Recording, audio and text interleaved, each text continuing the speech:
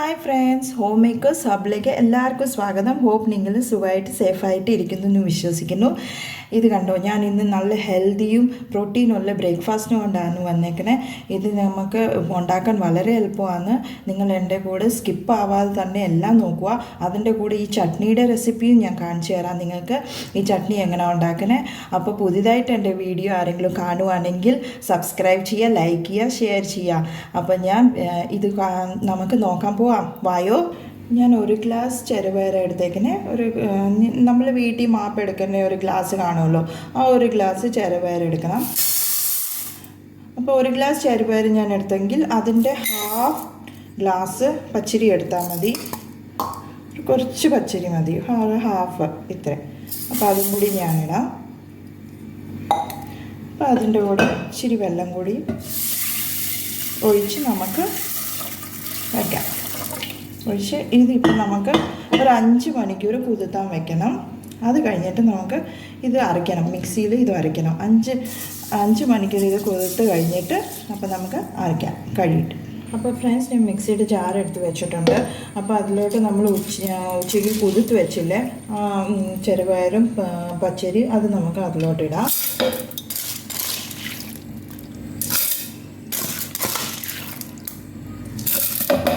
ഇട്ടിട്ട് ഞാൻ ഇഞ്ചിയും പച്ചമുളകും എടുത്ത് വെച്ചിട്ടുണ്ട്. ഒരു 2 കഷ്ണം ഇഞ്ചി, ഒരു പച്ചമുളക്. അപ്പോൾ അതും കൂടി നമുക്ക് ഇതിലോട്ട് ഇടാം.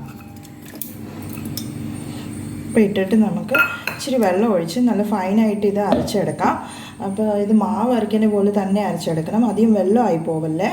അപ്പോൾ അങ്ങനെ തന്നെ നമുക്ക് അരച്ചുകൊണ്ട് വരാം.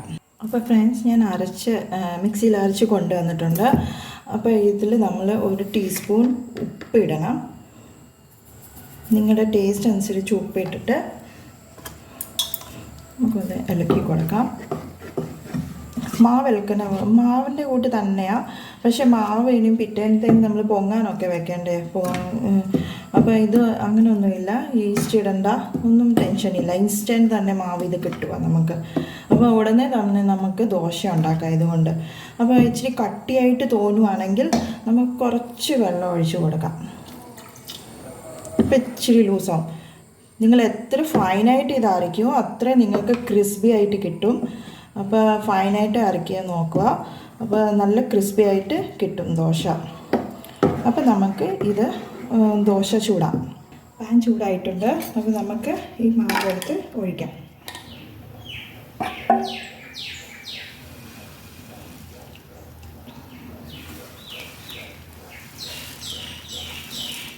നല്ലപോലെ പരത്തി കൊടുക്കണം, അന്നേരം നല്ല ക്രിസ്പി ആയിട്ട് വരത്തുള്ളൂ.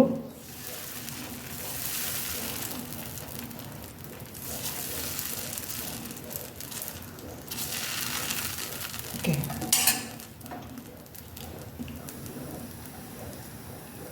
കുറച്ച് നെയ്യ് കൂടി ഒഴിച്ച് കൊടുക്കാം നമുക്ക്.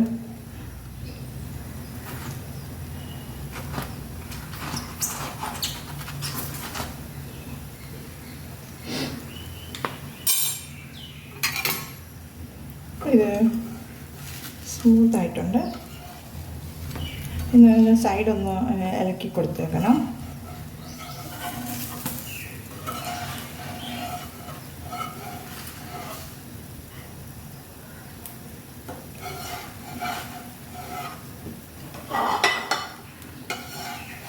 നമുക്കിങ്ങനെ എടുക്കാം.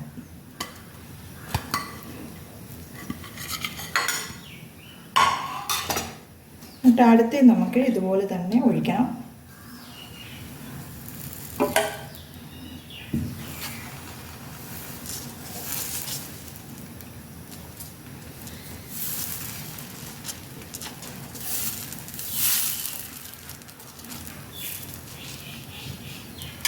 അടുത്ത് നമ്മൾ ഈ ദോശയ്ക്കുള്ള ചട്നി ഉണ്ടാക്കാം. അപ്പോൾ ഇത് നമുക്ക് പാൻ അടുപ്പത്ത് വെച്ചിട്ടുണ്ട്, ഗ്യാസ് കത്തിച്ചിട്ട്. ഇതിൽ ഞാൻ 2 ടീസ്പൂൺ എണ്ണ ഒഴിക്കാമെന്നേ.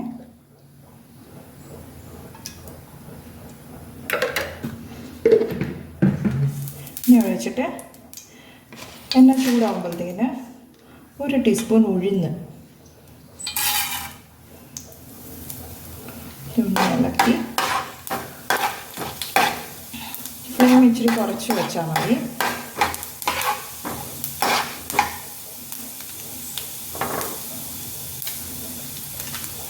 വട്ടമുളക്,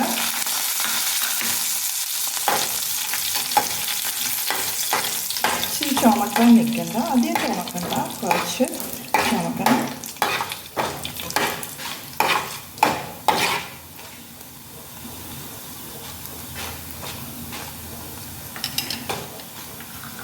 അത് നമ്മൾ എടുത്ത് തക്കാളിക്ക് 2 തക്കാളിക്ക് ഞാൻ എടുത്ത് വെച്ചിട്ടുണ്ട്, അതും കൂടി ചേർക്കുക. ഇത് ഇച്ചിരി സോഫ്റ്റ് ആവുന്ന വരെ നമുക്ക് ഫ്രൈ ചെയ്തെടുക്കണം തക്കാളിക്ക.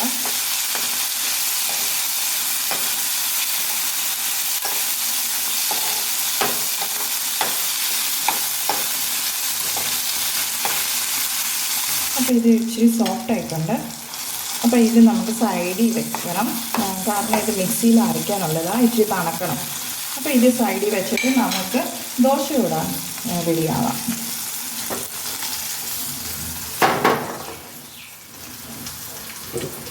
നമുക്ക് അടുപ്പത്തോട്ട് പാൻ വയ്ക്കാം ദോശയുടെ.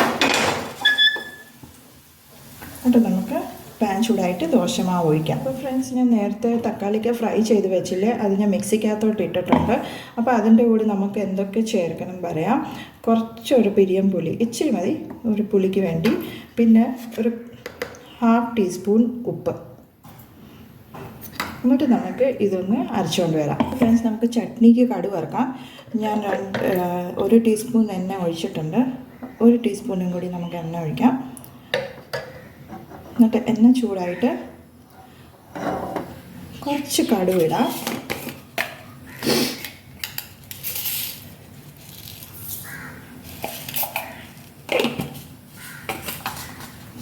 രണ്ട് പിരിയും മുളക്,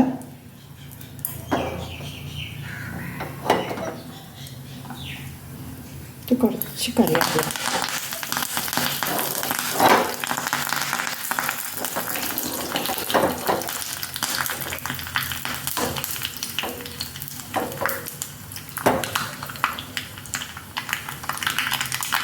കറിവേപ്പില ഇട്ടിട്ട് നമുക്ക് ഈ ചട്നിയിലോട്ട് നമുക്ക്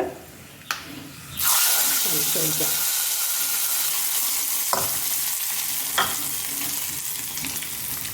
അപ്പോൾ നമ്മുടെ ചട്നി റെഡി ആയിട്ടുണ്ട്. അപ്പോൾ ഫ്രണ്ട്സ്, നമ്മുടെ ഹെൽത്തി ദോശ റെഡി ആയിട്ടുണ്ട്.